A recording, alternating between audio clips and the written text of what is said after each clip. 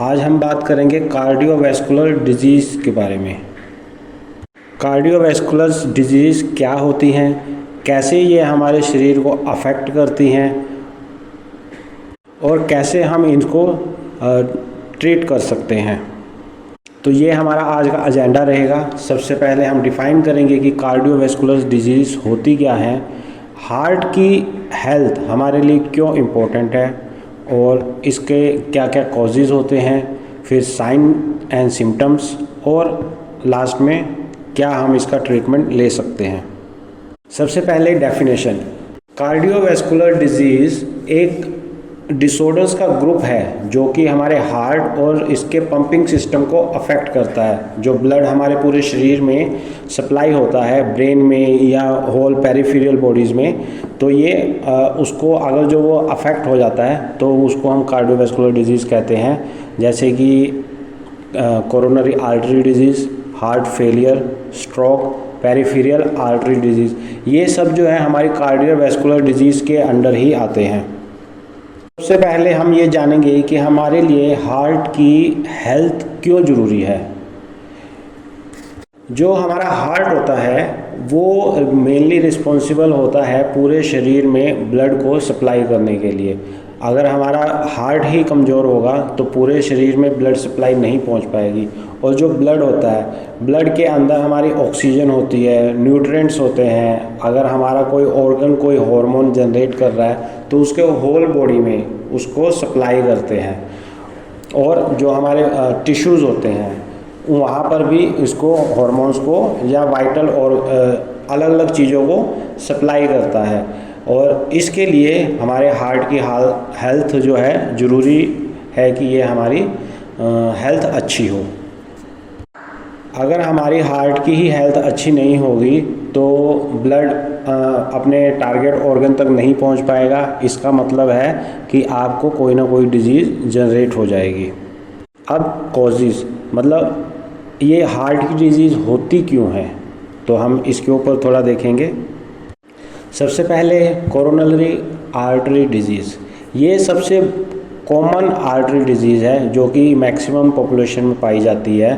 इसमें क्या होता है, कोरोनरी आर्टरीज जो होती हैं, जो नॉर्मल वे से जब काम करती है तो हमारे पूरे शरीर में ऑक्सीजन और न्यूट्रिएंट्स का सप्लाई करते हैं। जब कोरोनरी आर्टरी डिजीज़ होगी तो क्या उसमें क्या होगा, जो हमारी आर्टरीज है या तो वो थोड़ी अंदर की साइड से थिक होना शुरू हो जाएगी या फिर वो ब्लॉक हो जाएगी। वो किस वजह से होगी, वहाँ पर फैट का डिपोजिशन होगा और फैट का डिपोजिशन होगा तो उसको हम क्या बोलते हैं, प्लेक्स।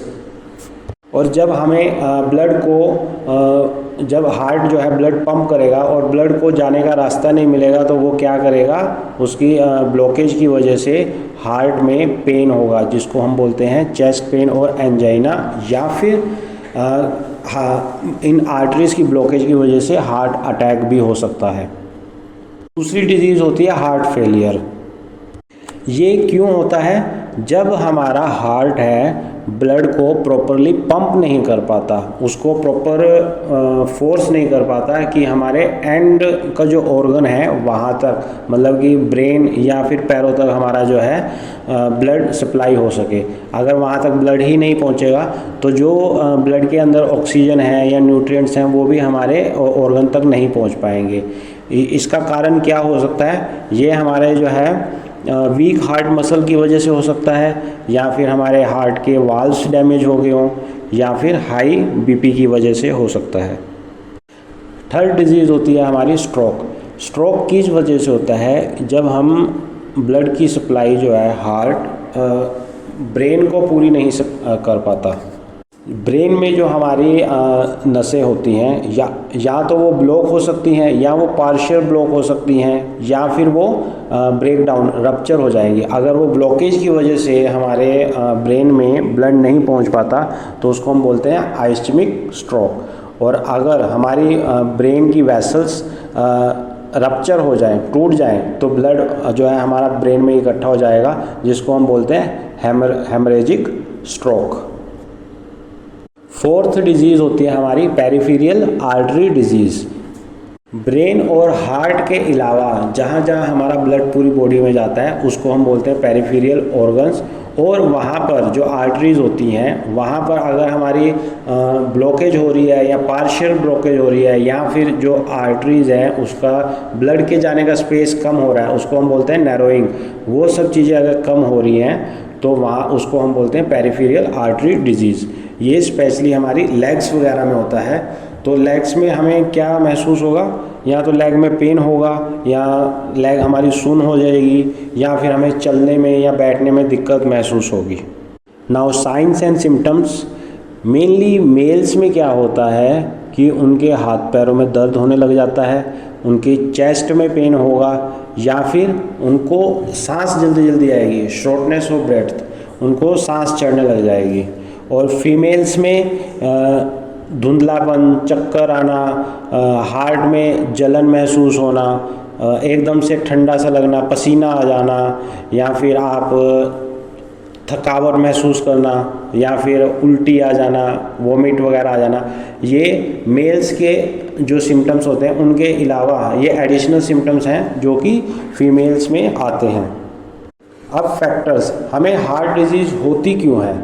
या तो हमारा अनहेल्थी लाइफस्टाइल हो, हमारी हाई ब्लड प्रेशर की फैमिली हिस्ट्री हो, या फिर हमारे हार्ट में कोलेस्ट्रॉल जमा हो गया हो, या हमारी शुगर की फैमिली हिस्ट्री हो, या लाइफस्टाइल की वजह से किसी को शुगर हो जाए, ओबेसिटी मोटापा हो जाए, या फिर बढ़ती एज के कारण आपको ये हार्ट की डिजीज़ हो सकती है। ट्रीटमेंट के लिए हम क्या कर सकते हैं? अपना लाइफस्टाइल सुधार सकते हैं। हम अगर जो स्मोकिंग करते हैं या अल्कोहल लेते हैं उसको छोड़ सकते हैं। हमें कम से कम भी 1 घंटा रोज़ एक्सरसाइज करनी चाहिए ताकि हमारे हार्ट में बैड कोलेस्ट्रॉल वगैरह जमा ना हो और हमारे ब्लड सर्कुलेशन जो है वो सही चलता रहे। हमें किसी भी तरह का एक्स्ट्रा स्ट्रेस नहीं लेना चाहिए और हमें हेल्थी डाइट लेनी चाहिए, ऑर्गेनिक फूड लेने चाहिए, जिससे कि हमारा लाइफस्टाइल अच्छा होगा और ये हार्ट की डिजीज़ होने के चांसेस बहुत कम हो जाएंगे। तो ये सब था हमारा कार्डियोवैस्कुलर डिजीज़ के बारे में। आशा होगी कि आपको बहुत अच्छे से समझ आया होगा और थैंक्स फॉर वॉचिंग। और अगर ये वीडियो आपको इन्फॉर्मेटिव लगा हो तो प्लीज़ सब्सक्राइब कीजिए और शेयर कीजिए।